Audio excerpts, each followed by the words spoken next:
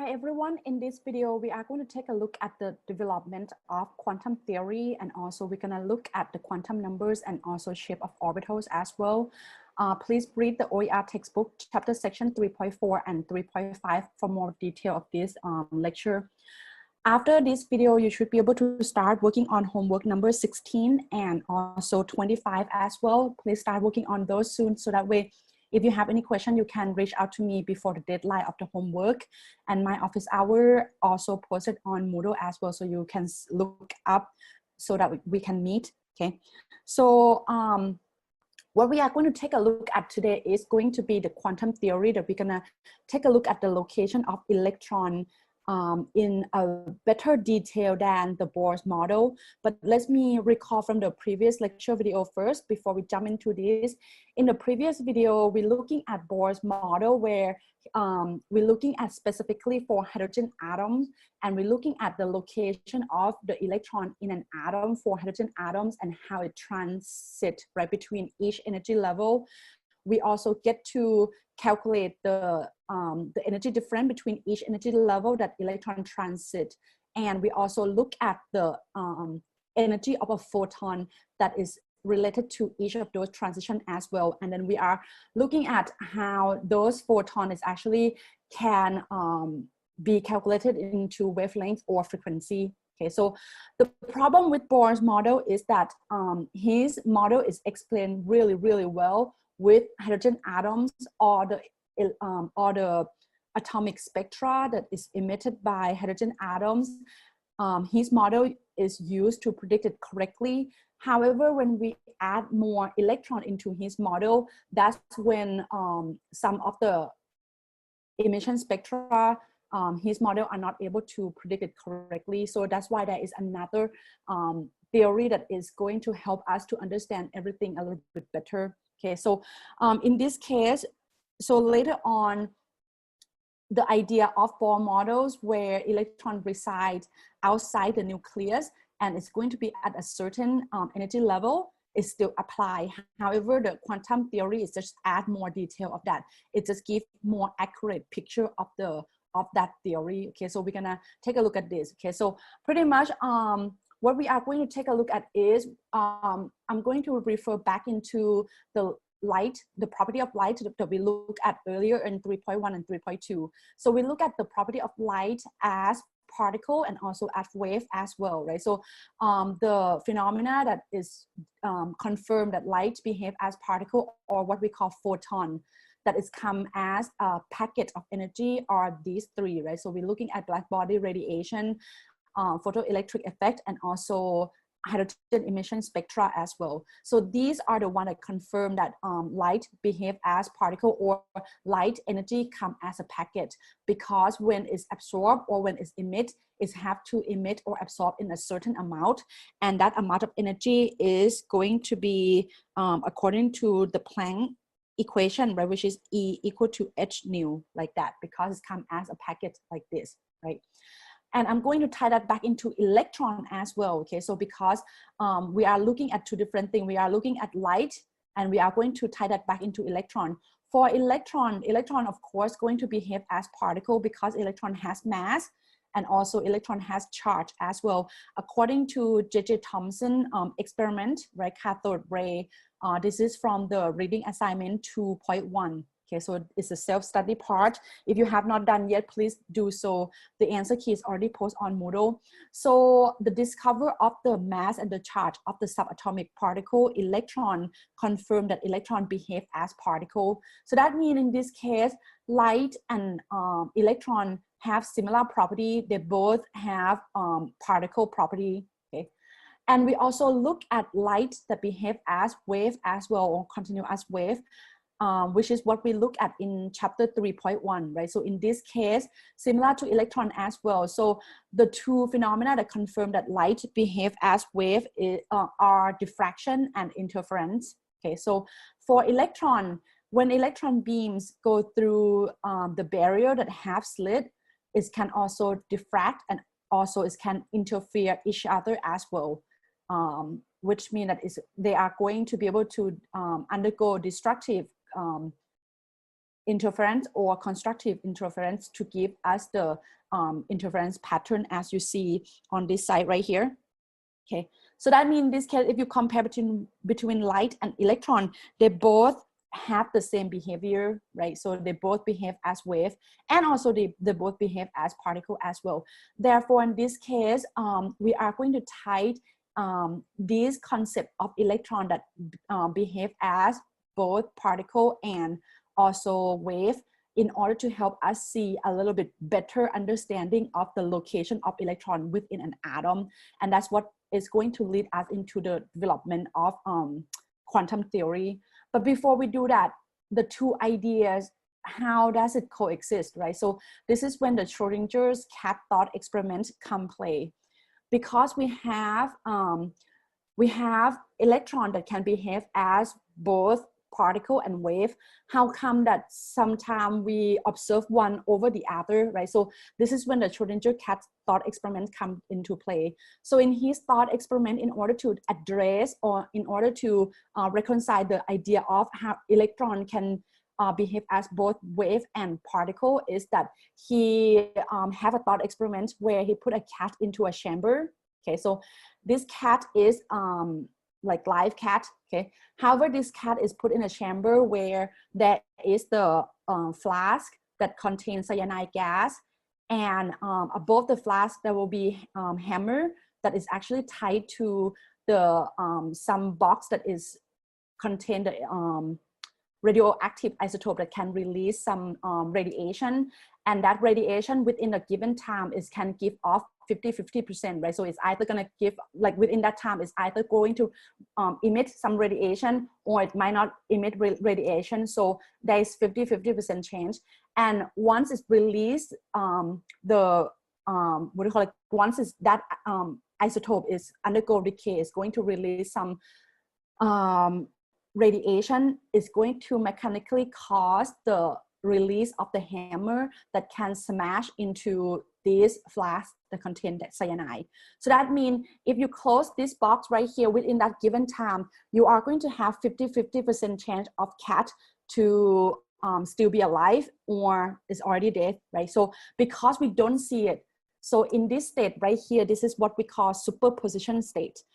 Because this is the state where the cat, whether it's living or dead, is coexist. So this is when the two states are coexist. The cat is being dead and also the cat being alive is coexist in this state. The reason for that is because we have not observed it yet. We closed the box, we did not see it, right? We don't see the result, we don't see the final, the end result. So this is why we call superposition state. Okay, so this superposition state is really, really important because some of you might know, but this is the new technology that we are going into, which is in terms of like quantum computer and things like that, right? So I'm gonna talk about that later. So what do I mean by this then? So, well, how do we know whether it's gonna live or dead, right? So that's when you are forcing the experiment result to go one way or the other. Once you open the box, that superposition state will not exist anymore because you force your observation to be one way or the other. You might open the box and you can find that the cat's still alive, or when you open the box, you might already see that the cat already dead, right? So that means when you force the observation, you are going to observe one or the other. So similar to electron as well, when you are set up the experiment, a certain experiment will force you to observe electron with one behavior over the other. For example, if you set up the diffraction and interference experiment, of course you are going to observe electron as wave. But if you set up the cathode rays experiment, then it's going to force us to observe electron as particle, right? So that means in this case, whether electron is observed, it have to either be particle or a wave, but not both at once, because when we observe it, we are forcing to observe one state over the other, okay, because of the experimental design. So this idea is called wave-particle duality. Okay, so this is applied for both light and electron. So the wave-particle duality is pretty much tell us that the experimental design will allow us to be able to observe one property over the other, but not both at once. Okay, so this superposition state that I just mentioned is really crucial because if you think about it, like, let's say like 20 or 30 years ago, right? So if you maybe like look at how technology developed, right? So we have not actually developed the quantum technology yet, but now in this day and age, we are approaching or reaching that quantum state of, you know, like for example, computer. So the computer that we are running right now is running on binary, which means that, for example, the computer will read either 1 or 0, right? On or off. But the superposition state, this computer now, or the supercomputer, what do you call, like the quantum computer in the future, the computer will run both 1 and also 0 as well at the same time. So that means this is gonna give like a more, what do you call, like, it just shed more light to a new technology. For example, maybe right now we are using phone that we have to continue. So after we use, right, run out battery and then we have to charge it. Maybe in the future, if we can capture this superposition state, that's when we don't even need to charge our battery anymore, because it can just recharge it by itself, right? So that's the power of this quantum idea of the superposition state that scientists are try to capture that. Okay, so again, so as I mentioned, electron is observed as either particle or wave. It depends on how the experimental decide, okay, but not both at once. Okay, so this is similar to this picture that I saw on Facebook, and I just like thought of you, so I just posted here. So it's similar to this, right? So if this is the truth, this is the true picture of electron that can behave as both. But when we set up the experiment, it's actually forced us to observe one over the other. It's depend on how the experimental is designed. Okay, so that's what the wave particle duality idea tells us about this. Okay. All right, so why is that important? Well, I'm going to tie back into the Bohr's model, because Bohr's model talk about the location of electron of the hydrogen atom in a specific location where he know exactly where it is, right? So it's going to be exactly at a certain energy level. That is still true. Okay, so that energy level is still true. So, but he is looking at more like precise location. However, because electron is really small, we're not actually quite be able to determine the exact location of electron, because it's moving around all the time and it's really, really tiny. Therefore, this classical trajectory will not work, right? So the quantum theory will look at the location of the electron more like a probability. So instead of know for sure it's going to be in this region, it's actually described it as, oh, maybe it's around this region, but most likely it's going to be around here the most. But sometimes, because it's really small, it might be able to like go around here or something, right? So that means in this case, this probability tell us about the distribution of the electron density, or the most probable of finding the electron. And this is what we call orbitals. So when I talk about orbital, is pretty much mean that is the electron density is the most probability of finding electrons. Okay, so that's what it means. So it's not really different from our Bohr's model, but it just gives a better, clearer picture, right, or a more detailed picture of the atomic structure for that. Okay, all right. So how? Because electron can also behave as wave, so Schrödinger also tied the wave property of electron and use that function in order to describe where to find the electron. And this wave function of the electron is called is used this psi wave function right here. Okay, so when you do wave function square, that's what is going to describe the electron density. For example, if you plot the graph between x, y, and z for the for this function right here, this is the picture that you are going to observe, and you are going to see that the most dense, right? So the brightest color of the what do you call it, blue right here. This is where is going to be the highest probability of finding electrons in this region. But if you go all the way out, right, so the probability of finding electron around here would be a lot less. That's what it described here. It's described the density, it's described how much it's going to be able to, the electron will be able to locate within that given location. Okay. So he also treat these wave function as standing wave. It's similar to what we see earlier when we talk about light that behave as discontinuous or quantized wave function, right? So it's similar to that. So pretty much it's going to come as a packet still. So that means in this case, the location of the finding electron as we described in a wave function is going to be not a continuous wave, but it's going to be a quantized wave function where it's going to be fixed in a 2n, right? The 2n will be fixed.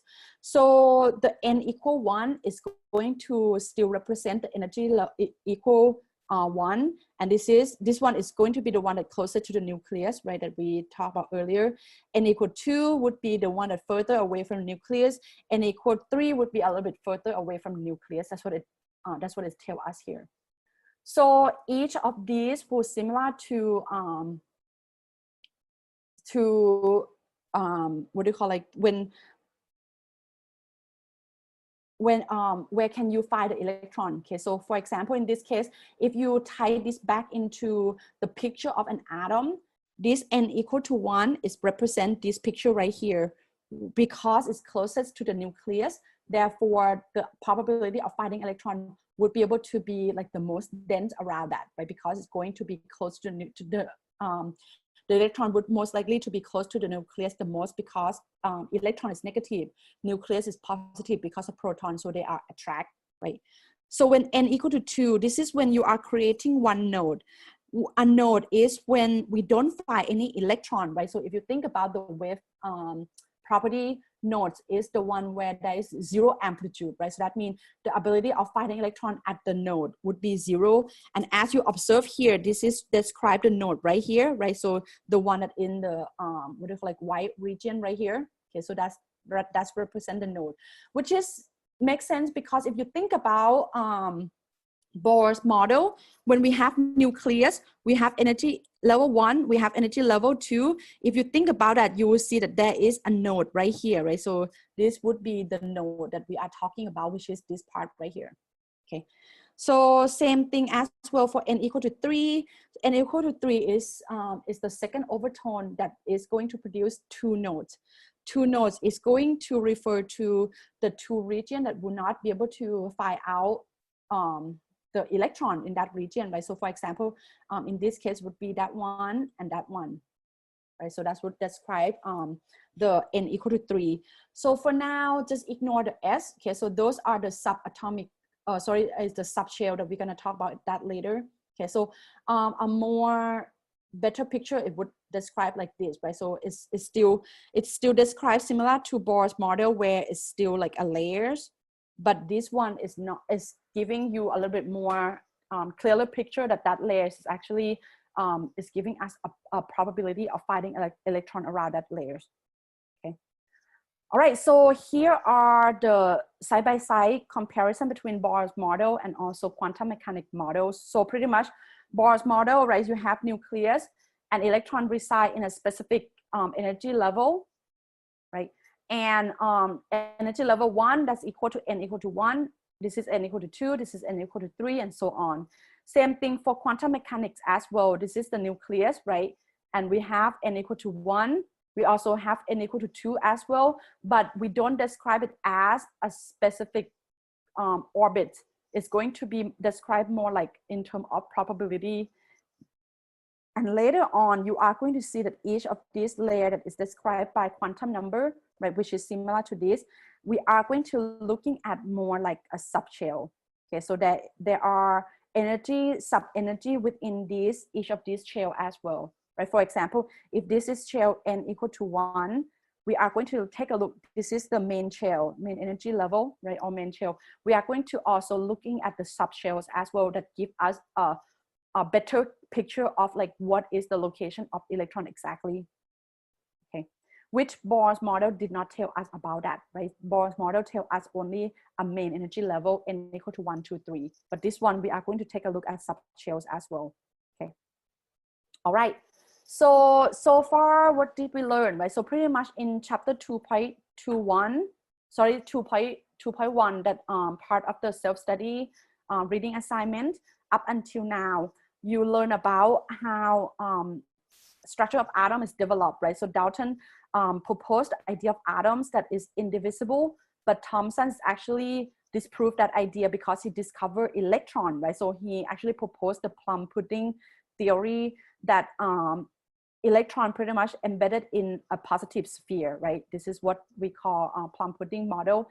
However, Rutherford set up, so his experiment associated with Thomson discovery of the electron is called cathode ray experiment, right? So later on, Rutherford tried to prove this model by doing the Goldfoy experiment, and he actually discovered the nucleus within an atom instead, right? So that's led to the nuclear model where the electron is going to pretty much orbit around the nucleus, but he did not actually talk about how electron actually reside, or what is the location of electron. Later on, Bohr, right, according to the atomic emission spectra, he actually gave the idea of the location of electron, where electron have to reside in specific energy level, right? When it's travel, it have to travel within the specific energy level. It cannot travel between, right? It have to be at that specific distance or the specific energy level. And then later on, because electron can also behave as wave as well, so that's what led to the quantum mechanical what do you call, like, model for an atom. Okay, so this one is just this is the most modern atomic theory. Okay, so this is the most modern one, and it gives us the more accurate picture of an atom than any of this. Okay, so this is giving us more detail, and this model is able to use to explain the atomic emission spectra for all atoms as well. For Bohr's model can be used to describe only hydrogen atom only, but this one can be used for all atoms. So that means this one is just more modern and is also more accurate, right, compared to any of these. Okay. So now the question is, okay, so we know that quantum theory, quantum mechanical model is more accurate, but what are things that associate with that? Okay, so the thing that associate, or the thing that come with the quantum models, are the quantum numbers that will lead us into looking at into shape of orbitals and also the location of orbitals as well. Okay, so what are these quantum number?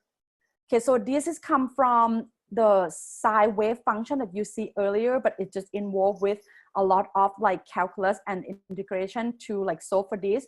What you will need to know is that not how to solve for those, but how we can interpret the data that they already solved, right? So pretty much, if you derive the quantum number using the psi wave function, we are going to obtain 4 different types of quantum numbers that associate with the location of electron and also the size, the probability of finding electron and also the size of that as well. So these are the 4 quantum numbers. One is principal quantum number. Second one is called angular momentum number. The third one is called magnetic quantum number. And the last one is called spin quantum number. Let's start with the one that you're already familiar with. Principal quantum number. This is going to tell you about the size and also the energy level of orbitals, or the location that we are going to find the property of finding electron, right? So it's going to tell you about the size and also the energy. The symbol for this is what you already see is the N. So the N energy level that you see in the previous video is referred to this quantum number that tell you about the size and also the energy of the orbitals, which makes sense because if you think about nucleus, right? I'm going to compare between 2 atoms. If you have n equal to 1, this is have n equal to 1 and 2, right?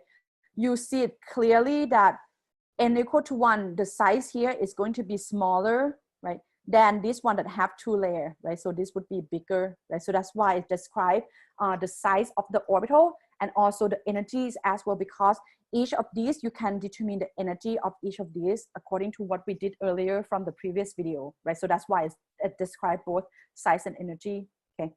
The allowed number for these, okay, so that means the n cannot be anything else except this allowed value. The allowed value of n have to be a whole number starting from 1. Okay, so for example, 1, 2, 3, 4, 5, 6, 7, and so on. Okay, it will not start at 0. It have to start at 1. Okay, so similar to what we did earlier, right? We have nucleus, and the first layer would be n equal to 1. Second layer would be n equal to 2, right? And then it's going to get a little bit closer, and that would be n equal to 3, and then so on. Okay, so that means in this case, the principal quantum number have to be a whole number starting from 1. Okay, so tie that back into Bohr's model. So this is pretty much what the principal quantum number tell us about the size. The higher number of principal quantum number would tell you that it's further away from the nucleus, the size would be bigger. And you can also, for hydrogen atoms, you can use the Rydberg's equation to calculate for the energy for each of those specific level of energy as well, or that associate with the principal quantum number as well. Okay, so that's what it tells us. All right, let's take a look at the second quantum number. The second quantum number is angular momentum number, which describe the shape of orbitals. So in this case, the shape of orbitals, the symbol for this is going to be an L. Okay, so this is, it can be an L, or it's, yeah, so it's just different fonts right here. Okay, the allowed value for these is going to be including 0 and ranging from n minus 1. What do I mean by that? So that means the angular momentum number is going to rely on what is the n value. That's what the angular momentum number would rely on. For example, if n is equal to 1, then the angular momentum number, or L, could be only just 0, right? Because I have to include 0, and it's ranging from n minus 1. So n minus 1, 1 minus 1, right? This is value of n. 1 minus 1 is also 0 as well. So that means the only value when n equal to 1, the L value would be only 0. However, if you do n equal to 2, for example, if you do n equal to 2, then the possible value of L, or angular momentum number, would be 0 and 1, right? Because you have to ranging from 0 to n minus 1. That's what it means. Okay, so that means in this case, the principal quantum number would restrict the value of the angular momentum number. Okay, so again, so this one right here, okay, would restrict. So this one right here would restrict that. Okay. What do we mean by the shape of orbital? Okay, so that's what we're gonna take a look at. Each of these number would mean different shape of orbital. Is going to look differently. Let's take a look at when L equal to 0. Okay, so we're gonna look at L equal to 0. We're gonna look at L equal to 1. We're gonna look at L equal to 2. And also we are going to look at L equal to 3. Okay, so we're gonna take a look at each of those. So when L, or angular momentum number, equal to 0, this is described as orbital. The shape of S orbital look like a sphere, like this. Okay, so that's what it means. Okay, so this quantum number 0 is look like this. Okay, so that means if you look at this, the probability of finding electron would be the most around the nucleus, right, around that region right there, and this would be less, right? So this describe so this one right here would describe 1s orbital. So we're gonna talk about that later. Number 1 right here is telling you about the main shell, which is n equal to 1. S right here would describe the shape of orbital, which is in this case equal to 0. Okay, so this is what we call subshell. Okay, so this is subshell S in the main energy level on the main shell.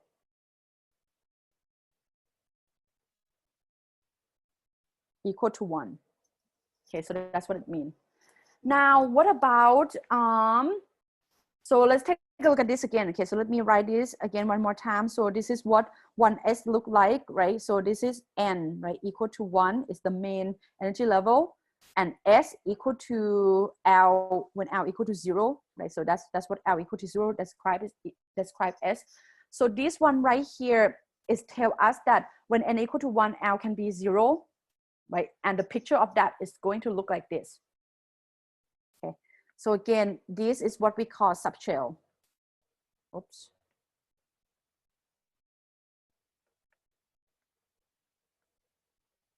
This is what we call subshell. Okay, so we have subshell 1s. Now, what about, can I do n equal to 2? The answer is yes, right? So you can also, the S subshell can come with when n equal to 2 as well. This is described when L equal to 0. This is when n equal to 3. And this is described L equal to 0. Because we already know that the range of L is going to ranging from 0 all the way to n minus 1. So this is one of the possible value of L that when n equal to 3 and 2 and 1 can have, right? It's can have L equal to 0 as well. So each of these are described subshells. Okay, so this is going to be subshell 1s, subshell 2s, subshell 3s. Okay, so that's what it tells us. Okay. All right, so what does the 2s look like? Then it's going to just look bigger, right? Because it's further away. And as we already know, as you increase the number of n, the size of the orbital would get bigger. So that's why it's get bigger and bigger, bigger. Okay. If you looking at 2s and 3s, okay, similar to what we looked at earlier, 2s and 3s, if you cut this open, it's gonna give you the 2 layers, right? So 2s mean the energy level 2, right? In subshell S, so you are going to end up with 1 node. So if you're looking at this, it's going to similar to this, right? If you have nucleus, you have 1 layer and you have 2 layers, right? So that's what the 2s means. And then 3s is the same, right? You're just gonna add 1 more layers to it, right? So nucleus, 1, 2, and 3, right? So that's what it means here. Okay, so again, this shape is going to be an S subshell. Okay. Now, when L equal to 1, what does it tell us, right? Remember, angular momentum number is describe the shape of the orbital. So when L equal to 1, it's going to describe the p orbital, and the p orbital look like a dumbbell. Okay, so it's look like this dumbbell right here. It can be along x-axis, y-axis, or z-axis.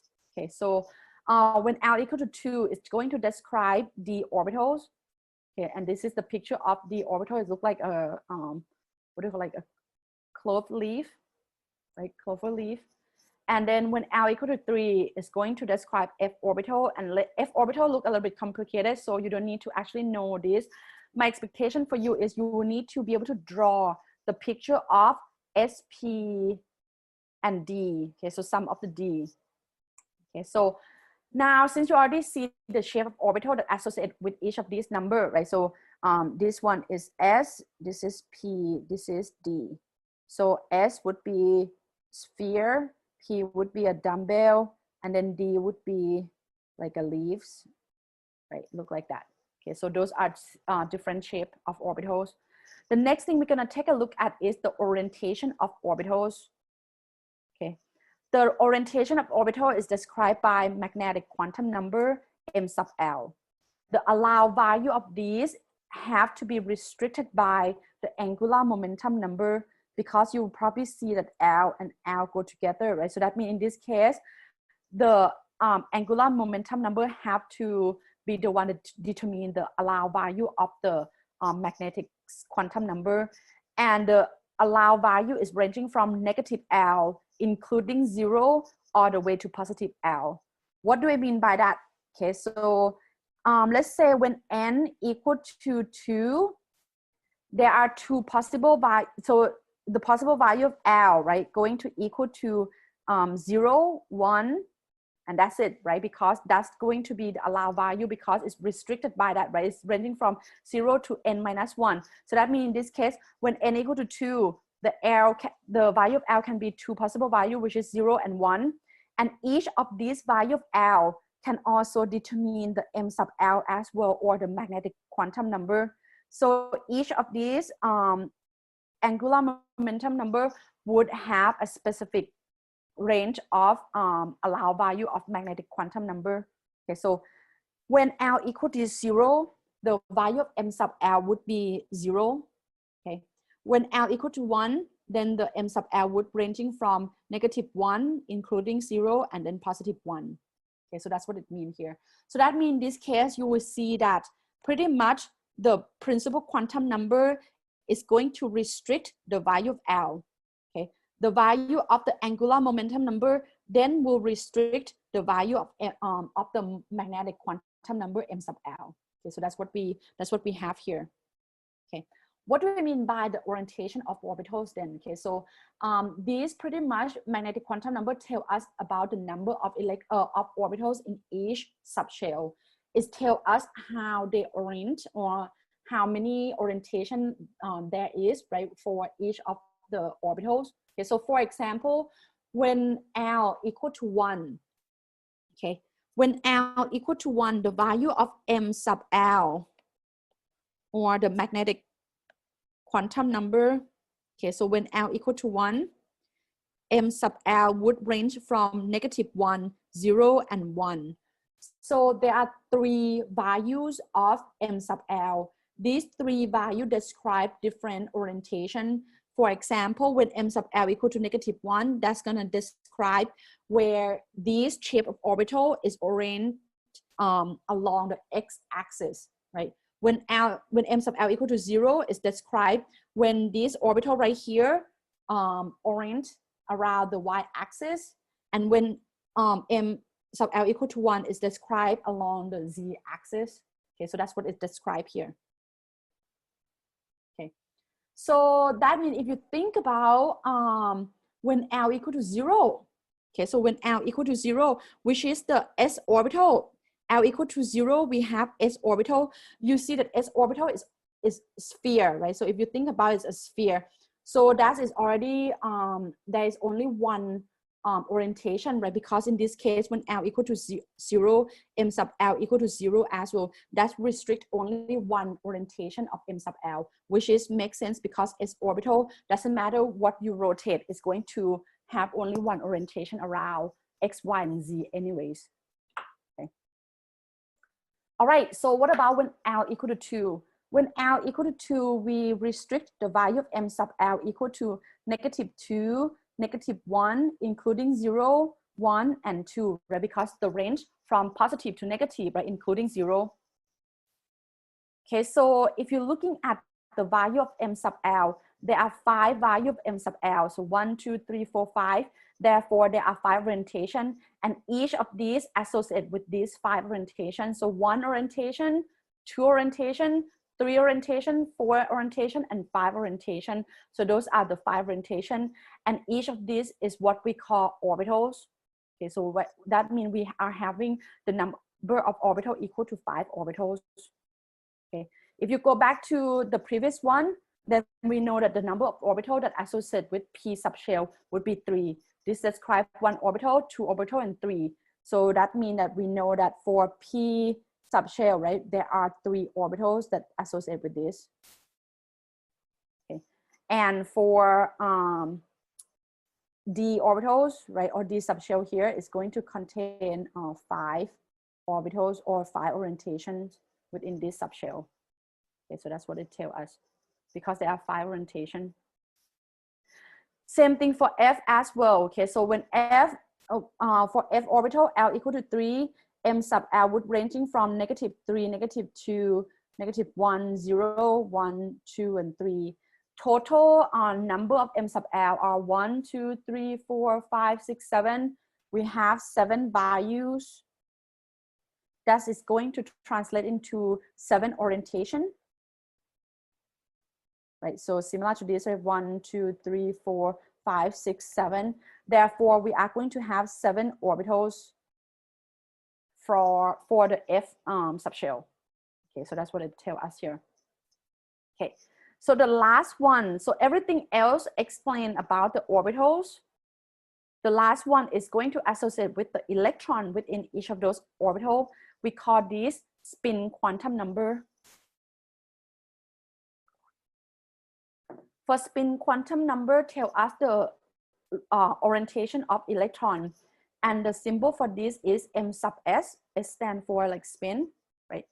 So the value of this is always going to either be +1/2 or -1/2. this positive 1/2 or negative 1/2, it tells us about the orientation of electron. Whether it's going to be spin up or spin down. Okay, so spin up would be positive 1/2, spin down would be negative 1/2. Okay, so this would be the electron that we are going to fill into the orbitals. Okay, so in summary, if you're looking at L equal to 0, it's described as orbital, and the value of allow M sub L would be 0. So that means it's going to have, because there is only one value of M sub L, therefore there is only one orientation. Makes sense, because when you have a sphere, doesn't matter how you rotate it, it's going to give you the same identical like picture, right? So this is the S orbital contain one orbital. And when you have L equal to 1, that's represent P orbitals. And because there are 3 value of M sub L, therefore there are 3 orientations. So that means these are going to be 3 orbitals that associate with this subshell. Okay. And when L equal to 2, the value of M sub L will range from -2, -1, 0, 1, and 2. Okay, so this is referred as the orbitals, right? So the number of orbitals within this subshell would be 1, 2, 3, 4, and 5. Okay, and when L equal to 3, that's what we call F orbitals, right? So the value of possible of the magnetic quantum number M sub L would range from -3 all the way to +3, including 0. So there are 7 value of M sub L, therefore there are 7 orientation. So that means in this subshell, you will have 7 orbitals within this subshell. All right, so that is the theory. Now, how can we apply it, and how can we actually get a better understanding? So pretty much this chapter section is get you to be familiar with the quantum numbers. In chapter 4, you are going to use these quantum number to related to atoms, like the element, right, of each element on the periodic table. So we're going to take a look at how electron in each of those elements are arranged by using quantum number. So that means we need to practice this first. Okay, so I'm going to tie back into what we talked about earlier, right? So we know that the principal quantum number, to summarize what we did earlier, we know that principal quantum number N is going to restrict the value of the angular momentum number L, and the value of angular momentum number L would restrict the value of magnetic quantum number M sub L. And then M sub S would be standalone, right? Because this is associated with the electron, okay? So pretty much value of N that we learned earlier have to be a whole value ranging from 1, 2, 3, 4, and so on. Value of L have to range from 0 all the way to N minus 1, right? And value of M sub L is going to be positive L, including 0 all the way to negative L, include everything between that, right? So that's what we already see. Okay, so now we are going to apply that into this example here. So this example, we are going to take a look at possible value of angular momentum number L. Okay, when each of these principal quantum number is given to you. When N equal to 1, the possible angular momentum number would equal to 0, right? Because when N is restrict the value of L. And value of L can range from 0 all the way to N minus 1. So in this case, N minus 1, right? 1 minus 1 is equal to 0. So that is only one possible. So the orbital labels for this is going to be the letter that we talked about earlier, right? SPDF. So that means when L equal to 0, this represents S orbital label. Okay. When N equal to 2, the range would include 0 all the way to N minus 1. So that means it's going to be 2 possible value, 0 and 1. When L equal to 0, that would be an S orbital. When L equal to 1, that would be P orbital, right? So this is the sphere, this is the dumbbell. That's what it describes here. Okay. When N equal to 3, that would be 0, 1, 2, 3. And orbital level would be SP and D, right? So this is represent D. So the shape of orbital would be sphere, right? A dumbbell and like a leaves picture, right? And then 4, when N equal to 4, L would be 0, 1, 2, and 3. So the orbital level of this would be SP, D, and F. Okay, so that's just the summary of what we did earlier. Okay, so now what about if you have value of L, right? Different value of L. So similar to this, right? So you have different possible value of L, and each of those angular momentum number, quantum number, right? So this is the L value. Each of these are L value. We can break that down to associate this with the magnetic quantum number m sub L. When L equal to 0, so again, the L is going to restrict the value of m sub L. The m sub L value have to range from a negative L all the way to positive L, including 0. Right, so that means in this case, when L equal to 0, of course, the only one possible would be 0. One value of m sub L tells us that these orbital have only one orientation, right? So that's what it tells us. So the possible value of m sub s, this is the spin quantum number. There are two possible values, is positive 1/2 and negative 1/2 always. So that would be m sub s, but m sub L would depend on L. Okay. When L equal to 1, that's when the possible value of m sub L would be negative 1, 0, and 1. There are three orientation, but because there are three values, so this is S, of course, there is one orientation. This is P, of course, there are three orientation along X, Y, and Z axis that we already see, right? So the possible value of m sub S would be the same, positive 1/2 and negative 1/2. When L equal to 2, this describe d orbital, right? So d orbital, the range of m sub L would range from negative 2 all the way to positive 2, including 0 as well. There are 5 values, therefore there are 5 orientation that associate with the d orbitals. Okay, same thing for F as well. We already see this, right? So we are going to take a look at this one is the F orbital right here, have 7 orientation. Okay, so pretty much the number of possible value of m sub S is tell us that each orbital can hold only 2 electrons, because one electron have to be spin down and the other one have to be spin up. The reason why the 2 electrons cannot have the same spin, because they will repel each other. The opposite spin will allow them to be located within the same orbital. Okay, so that's what it means. All right, so now let's take a look at example 4. So if I give you a set of quantum numbers, how do you know which one would be allowed and which one is not going to be allowed? Okay, so let's take a look at A. A, when n equal to 2, can L equal to 1? The answer is yes, right? Because when n equal to 2, we know that the possible value of L can be 0 and 1. And 1 is right here, right? So that means in this case, this is good, okay? And now, because L value of 1 restrict the value of m sub L, when L equal to 1, of course, m sub L can be what? Negative 1, 0, and 1. And what is given to us here is 0, so it's one of that. So that's correct. And m sub L is, m sub S is positive 1/2, which is possible as well because there are 2 allowed value for m sub S, right? Which is positive and negative 1/2. So that means in this case, choice A is going to be allowed. And how we can write out the orbital label is going to be 2 that come from the number of the principal quantum number followed by the angular momentum number L1. When L equal to 1, this is indicate p orbital. So that is why we have 2p. Note that 0 is just the orientation. So this is when m sub L equal to 0. That orientation can be like along the x-axis, y-axis, or z-axis. Okay. All right, let's take a look at number 2. Number 2, is it possible? The answer is, if you're looking at n equal to 3, when n equal to 3, yes, it's possible that the L can be equal to 1 because L have to be less than n, right? So that's possible. However, if L equal to 1, can m sub L be negative 2?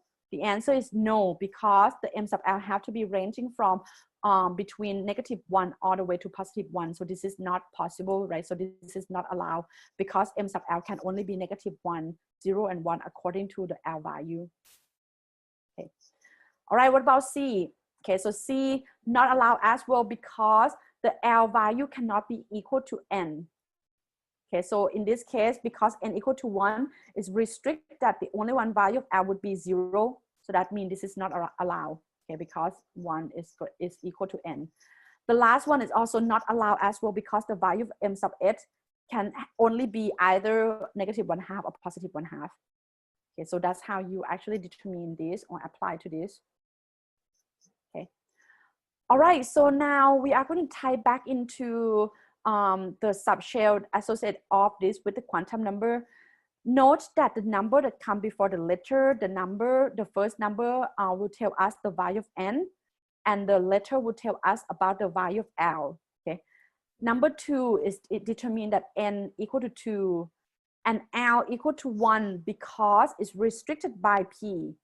Okay, so again, you might ask me, wait, n equal to 2. I thought that you told me that L can be 0 and 1. How come that I pick only 1 here? Well, because why? When L equal to 0, this represent s orbital.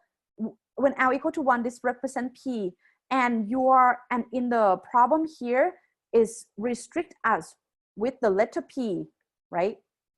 So that letter P is associated with only when L equal to 1.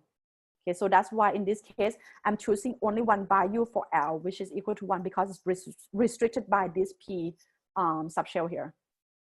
Okay, so when we know L equal to 1, then you can find out m sub L as well. In this case, m sub L would be ranging from -1, 0, and 1. And m sub s can be 2 value, +1/2 and -1/2. Note that each of these value right here, okay, are defer to 2 electrons that can fill into orbitals. So that means these 2 electrons, each of these orbital can fill with 2 electrons. That's what it means. Okay, so if I look at this, okay, because we have 3 orbitals, the way that people represent 3 orbitals would be these are 3 orientation, right? So it would be that it would be like a line like this. This describe 3 orientation, m sub L -1, 0, and 1. Okay, and these orbitals are going to be within the subshell 2p. Okay, so all of these are what we call subshell 2p, and each of these are 2p orbitals. There are 3 of them because there are 3 orientation.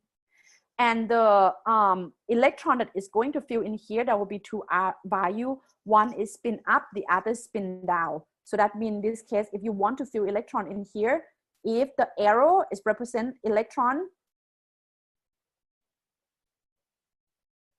then spin up +1/2 would be like that. Spin down would be like that, right? Spin up, spin down, spin up, spin down. So that means each of these orbital can fill 2 electron max, right? So for this subshell 2p, if you count all of them together, the total would be what? 6 electron, right? If each arrow represent electron. Okay, so this would so that means 6 electron can fill in 2p. Okay, so that's what it means here. Now what about 3D? Okay, so same thing, 3D. 3 tell us about n. D is going to restrict the value of L. Okay, so n equal to 3 in this case, L equal to 2, because when L equal to 2, that's indicate D subshell. Okay, so because L equal to 2, therefore the value of m sub L would ranging from -2, -1, 0, 1, and 2, and m sub S would be 2 value. So that means if I do the same thing, right? If I want to draw this subshell right here, the subshell 3D would contain how many orbitals? It would be 1, 2, 3, 4, 5, right? Because there are 5 orientations. So we have 1, 2, 3, 4, 5. We have 5 orbitals. And each of these orbitals is going to associate with each of these value of m sub L. Okay. And these 5 orbitals in this 3D subshell can fill 2 electron max, right? So that means if I use arrow again, if I use arrow as electron, right? So it's going to have +1/2, which means going up, -1/2 going down, and so on. Okay, so that means the maximum number of electrons that 3D can accommodate would be 10 total. So that means in this case, 3D subshell can accommodate maximum of 10 electrons. Okay, so that's what it tells us here. Okay. Now, what do you think about 4s? What should be the value of n, and what should be the value of L? N would equal to 4, right? and L equal to, so when L, which is S, it's going to be 0, right? So that means in this case, M sub L would be 0, M sub S would be positive 1/2 and negative 1/2.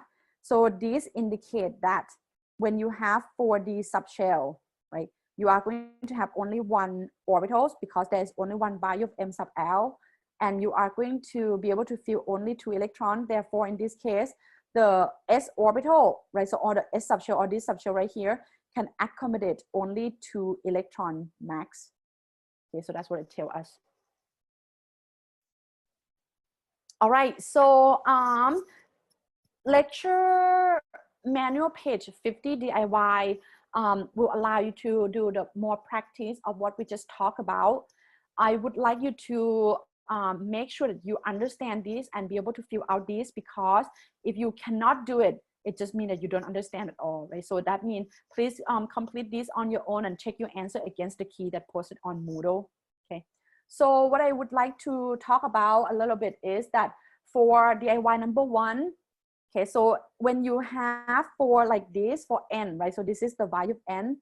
You are going to list out each value of L in here, right? That associated with that n, and each value of this L will determine the value of M sub L. Okay, it's gonna determine the value of M sub L for each of those.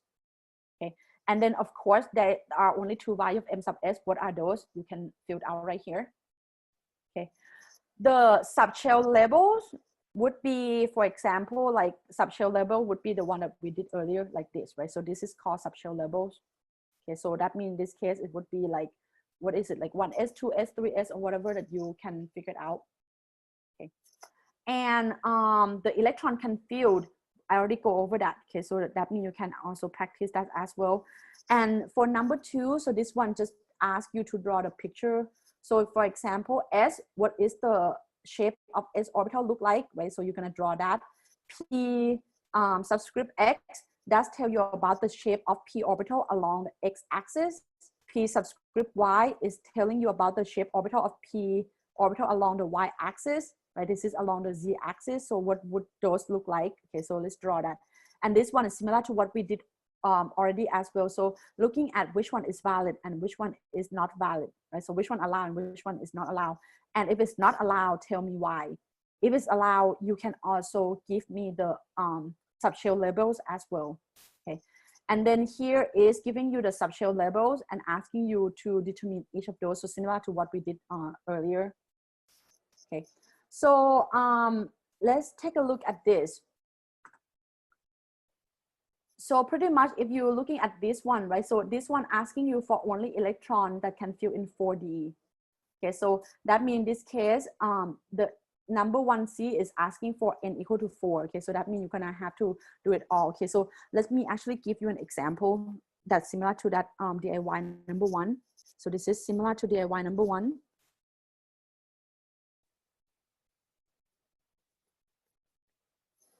Okay, what is the page? Page 50. Okay, so in this case, I'm gonna give you n equal to, let's say, 3. Okay, so I'm going to give you n equal to 3. When n equal to 3, what are the possible value of L? Okay, possible value of L would equal to what? 0, 1, and 2, right? Because when n equal to 3, these are the possible value of L that can be. Okay, and the value of L will restrict the value of M sub L, right? So that means in this case, when L equal to 0, M sub L need to equal to 0. When L equal to 1, then M sub L would equal to -1, 0, and 1. When L equal to 2, then the M sub L would be -2, -1, 0, 1, and 2, right? So that's what we did earlier. And then M sub S would always be what? +1/2, right? And -1/2. Okay. Now the question is, what are the subshell label for each of these? So subshell labels would be, well, we already see n equal to 3. So that means 3 would come first. Oops, sorry. So 3 would come first in this case. So subshells label. Okay, so we have 3 and subshell, when L equal to 0 is S, right? So this describes 3S, right? 3 when L equal to 1 is P, so it's described 3P. And 3 when L equal to 2 is described D, so this is 3D. Okay, so that's what it means. Okay. Now, what about the number of electrons that can fill? Okay, so how many number of electrons that can fill in subshell? Let's see, 3P then. Okay, so this is when you will need to look at the value of M sub L. Okay, so there are 3 values of M sub L, and we know that each of these values can fill in 2 electrons, right? So similar to what we did earlier, right? So what we did earlier is we have each of these value of M sub L describe the number of orbitals. So this is 1, 2, 3. This is 1, 2, 3, 4, 5, right? So each of those orbitals can fill 2 electron max. Right, so according to what we did earlier, the reason for that is because we have only 2 possible values of M sub L. So therefore, in this case, if we are looking at only 3P, so if you're looking at 3P, so it's this one right here. How many orbitals? Then 3, right? Each of those orbitals can fill 2. So total number of electrons that can fill would be what? 6. Okay, so that's what it means here. So this would be 6. Okay. What about the number of electron total that can fill in the main energy level N equal to 3? Okay, so this is when you will need to count all of these, right? Because all of these are in the main energy level N equal to 3. Okay, so this is shell, this is subshell, right? So this is the main energy level, this is the sub energy level. So that means if we want to know how many electrons can fill into this, then you're gonna include all of this, right? So we have what?